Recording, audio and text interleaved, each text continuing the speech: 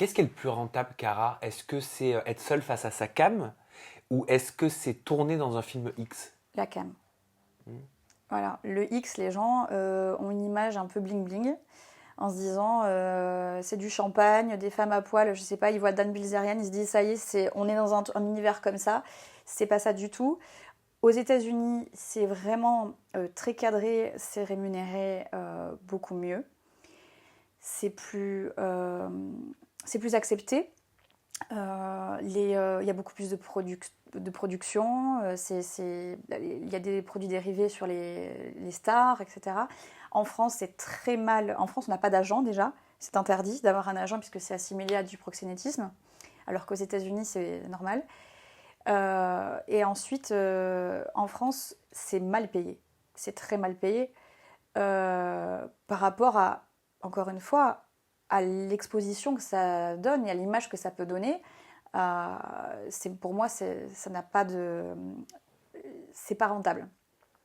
C'est rentable quand on arrive dans le X et qu'on croit qu'on va. Même les garçons, hein, je sais qu'il y en a qui vont peut-être se dire moi j'ai envie d'être acteur, enfin fille ou garçon. Dites-vous bien qu'en France, vous ne gagnerez pas votre vie. Un garçon, il gagne entre 100 et 200 euros la scène. S'il fait 3-4 scènes par mois, c'est vraiment qu'il est très très apprécié par les productions. Et une fille, le prix de base, ça va être 500 euros pour une scène de base, c'est-à-dire avec des actes qui sont basiques.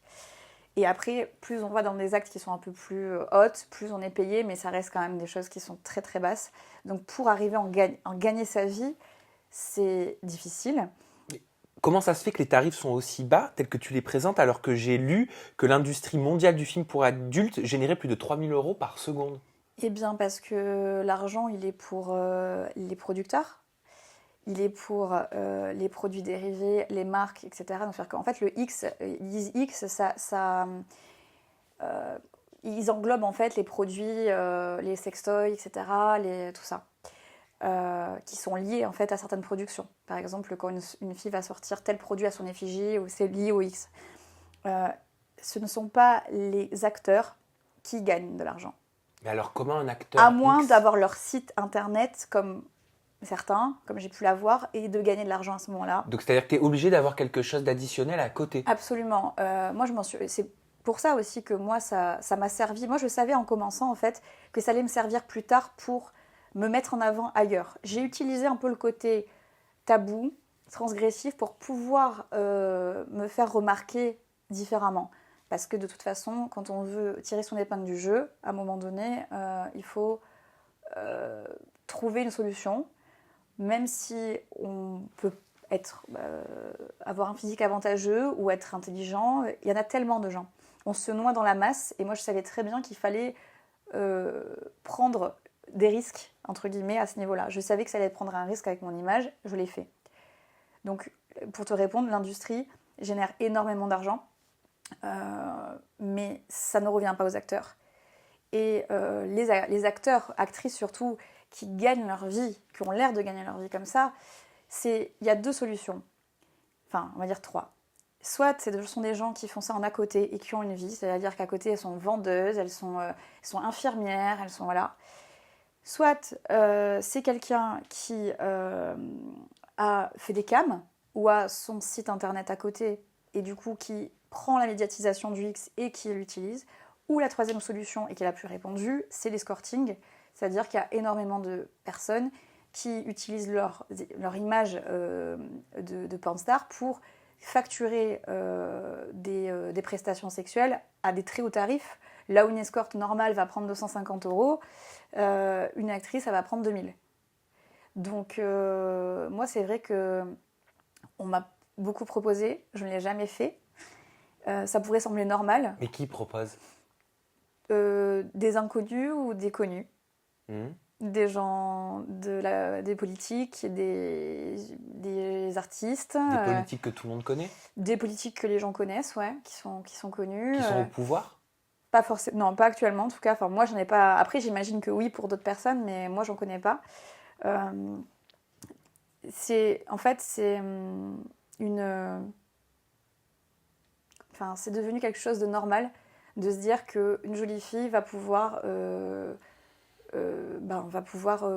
se vendre. Et en plus, quand elle a fait du X, ça leur semble évident que ça lui posera pas problème. Moi, ça me pose problème pour moi. Après, c'est quelque chose que je trouve... si les gens ont envie de le faire, c'est leur droit. Mais moi, c'était le côté... D'abord, un cadre me rassurait et c'était pas du tout la même chose pour moi. C'était une image. J'avais pas à satisfaire qui que ce soit. J'avais pas... Et ça, c'est quelque chose qui m'est pas trop à l'aise, c'est d'avoir à arriver face à quelqu'un et de devoir satisfaire les besoins de quelqu'un. Là, j'avais juste à être dans l'image, dans comment se positionner, parce qu'on a cette image du porno en se disant que c'est quelque chose que la personne prend du plaisir à ça, mais en réalité, c'est quelque chose c'est du cinéma. Mais Voilà. je voulais te poser la question, très honnêtement, parce qu'en plus, j'imagine que ça doit te saouler et que la question, tu dois l'avoir On me depuis la pose très tout le longtemps. temps, je la sens arriver.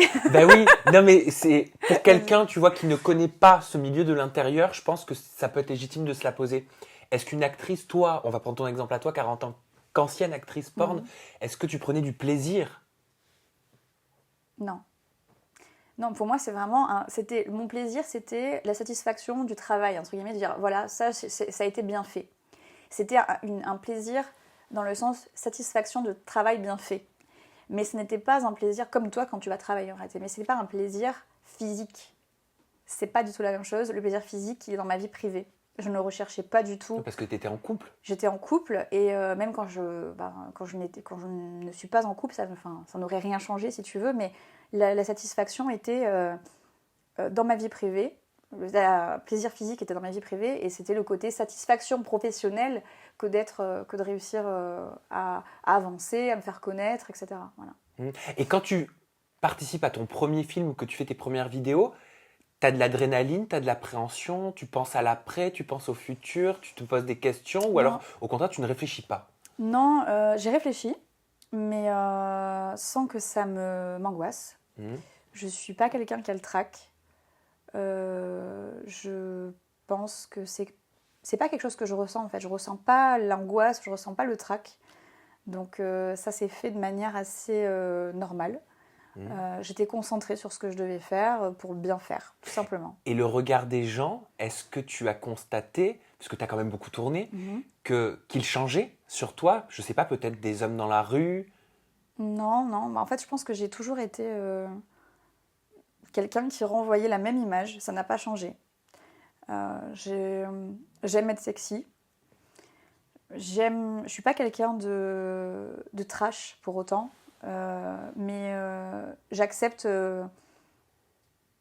Moi, j'aime l'image que je renvoie. Les gens, s'ils aiment pas ça, c'est pas très grave pour moi.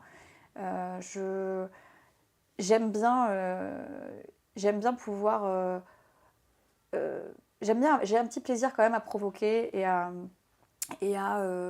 faire réagir les gens. C'est toujours intéressant de voir la réaction des gens sur plein de sujets d'ailleurs. Pas forcément celui-là, tu vois.